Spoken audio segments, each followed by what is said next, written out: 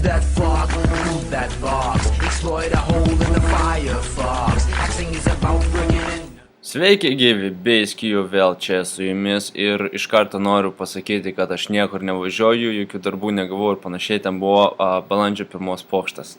Gerai, šiandien noriu padaryti kaip ir tokį dalykėlį splash screen vadinasi. Tai yra, tarkim, paleidus programą, kad jinai iškart nepasileistų, o tiesiog išmestų jos kaip ir nuotrauką ar panašiai. Na, žinote, kaip dauguma programų, pavyzdžiui, leidžiant Microsoft Word, iš pradžių išmeta tą nuotrauką, emblemą Microsoft Word ir tik tada pasileidžia programa.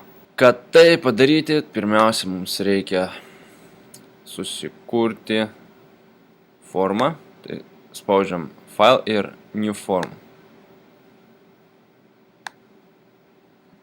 Kaip matote, jau yra 2 langai dabar pas mus.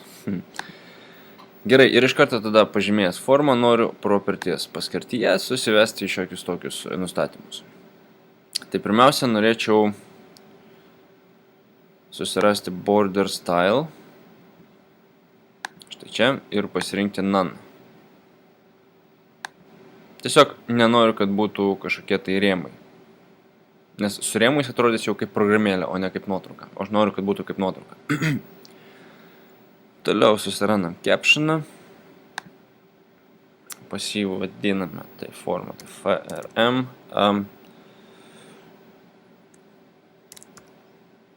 Splash, tarkim, ar ne? Toliau Haig. Haig pasidarom 512. Width irgi 512.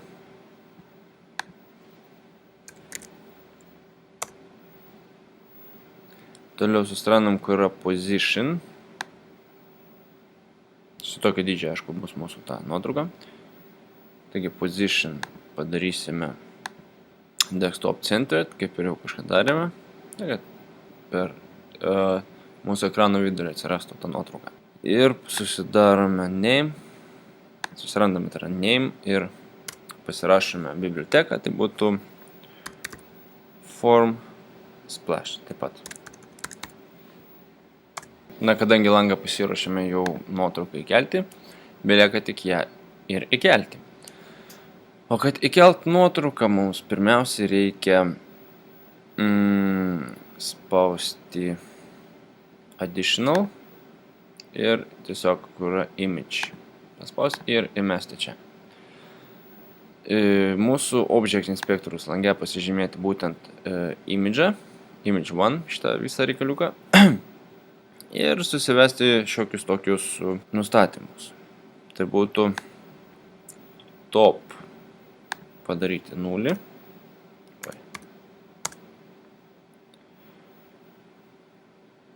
Left irgi 0.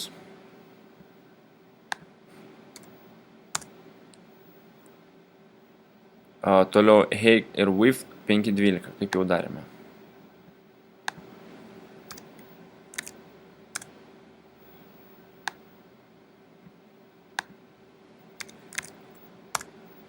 Na štai, šitą vietą mes pasidarėme būtent nuotraukai, apsižymėjome kontūrus, kaip sakant. Dabar galime kelti ir pačią nuotrauką, sakyčiau. Tuomet mums reikia, kur yra picture. Spausite tos 3 taškelius ir įlaudinti, kaip sakant, ją. Na, aš ją jau turiu įsilaudinęs. Mano YouTube channel'e, kaip sakant, įdėsiu linką į šitą nuotraukytę, jeigu jūs norėsite tą pačią dėti. Jeigu ne tą pačią, tai kokią nors kitą, bet svarbu, kad būtų pikseliai tokie pat, kokius mes nusistatėme štai čia. Gerai, aš įlaudinu, spaudžiu OK. Toliau, na, kad jau emblema, kaip sakant, yra, dar norėčiau ir užrašyti pavadinimą programos. Tada spaudžiame standartą ir caption. Label tai yra. Įmetam tą labelą, pasirenkam size, tarkim, 30. Ir labelą pakeičiam captioną, tai yra ne labelą, kas čia man maišosi dabar. Programa X. Tai va. Susėsiu susicentruojame mes ją, tarkime šitaip. Štai. Toliau, dar ką mums reikėtų pasidaryti. Iš sistemo įsikelti timerį. Na, įkelime belinkur. Čia, kaip žinoma, nėra skirtumo. Ir spaudžiam 2 kart ant jo. Na, ir mums belieka nusistatyti, kiek laiko ta programa ta programos X ikona, emblema, kaip čia pavadinti, matysime prieš pasileidžiant programai. Tai mums reikėtų pasirašyti kintamai. Pirmiausia, jį reikia įsivesti, žinoma. Kaip visada pasivadinkime X ir tai bus integer. Ir tada įsivedame šiokią tokią if sąlygą.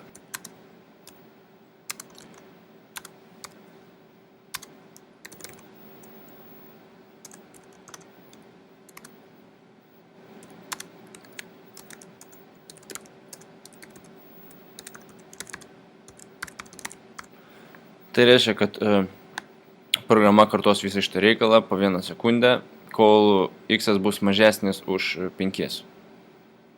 Tai reiškia, mes matysime tą būtent emblemą 5 sekundės ir tada pasileis mūsų pati jau programa. Dar reikia vieną dalykėlį dasirašyti prie to pačio.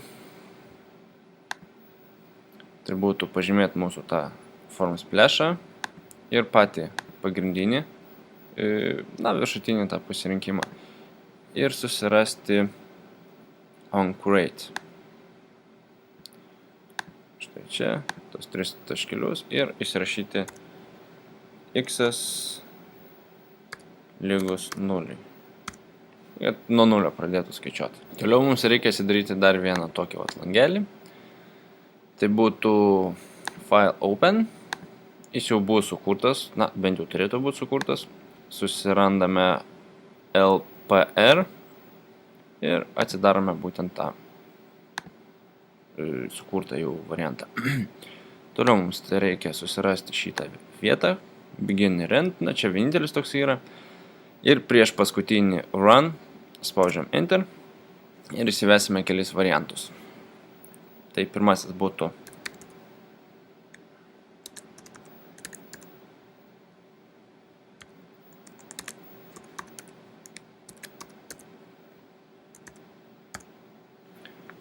form splash show model, tai būtų, kad programai lieptų parodyti būtent mūsų tą sukurtą atskirą emblemą, ar kaip čia pavadinti. Aš nesugalvoju pastoju tų pavadinimų, kaip būtent įvardinti, nes man tas lietuvinimas labai per nervus eina. Gaila, kad ne anglas aš, ar ne amerikietis. Daug lengviau būtų. Gerai. Na ir dar kelių erorų, kad išvengti, tai tiesiog pasirašome form splash.free ir form splash.nil. Štai. Gerai, galima pabandyti pasileisti. Manęs prašo įsaugoti mūsų tą būtent emblemą. Tai aš ją įvardinsiu unit splash. Šitai. Spaudžiu save. Žinoma, sumažinam visas padarome pavadinimą mažosiam raidelėm, kaip sakant. Nepatiko kažkas. Čia padariau biškį nesąmonę, turėtų būti tampa, o ne taškas. Gerai, leidžiu. Na štai mūsų programėlė kaip ir parodo tą, kaip sakant, reikaliuką ir pasileidžia pati programa. Gerai, tai yra po 11:50.